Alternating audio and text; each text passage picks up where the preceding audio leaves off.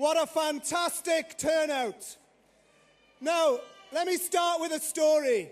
Before Christmas, I went with the leaders of the TUC to meet the government. Do you want to know something amazing about the government? Everyone on their side of the table was a multi-millionaire. And these multi-millionaires, they tell us we're all in it together. But they don't use our services, they don't use our schools, and they don't use all the things we care about in our community. And let me tell you another thing. They have no mandate whatsoever for these cuts. Nick Clegg, let's be straight talking. Nick Clegg lied to the people of Britain before the general election. Now, my mother told me when I was young, when you lie, you should be in the naughty corner. So let's send him off to the naughty corner. Now listen, let's be clear about this demonstration and something that my union feels passionate about. And let the journalists and the media hear it loud and proud. We must oppose every single cut in public spending. No cuts. No cuts whatsoever. And why do we oppose every cut?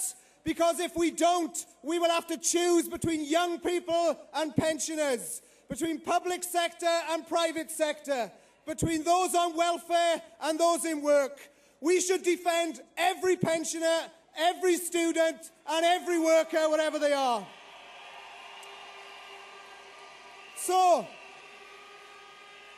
let's also be clear about two things to finish.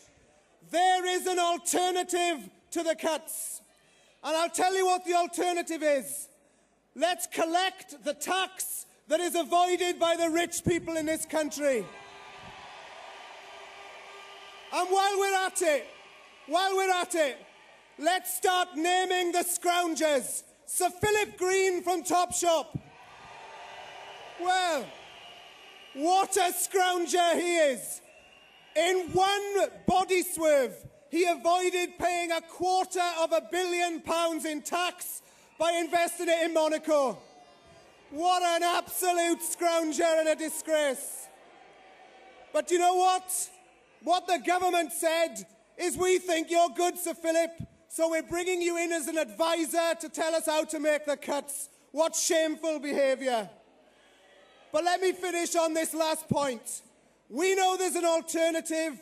We know how brutal this country will become if they make their cuts, so we've got to be prepared to stop it. Now look around you in this park. Imagine what it would be if we didn't only march together, we took strike action together across all of our public services. And let's be clear, whether you work in health, in schools, in the civil service, in private industry, wherever you work, we are stronger when we march together. So let's ensure that we strike together to let the government know we won't accept it. So, just in case they are listening, if you want to take action together, make some noise.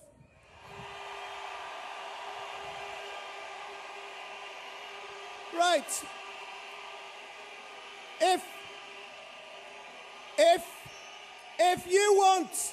If you want Sir Philip Green and the other scroungers to pay their tax, make some more noise.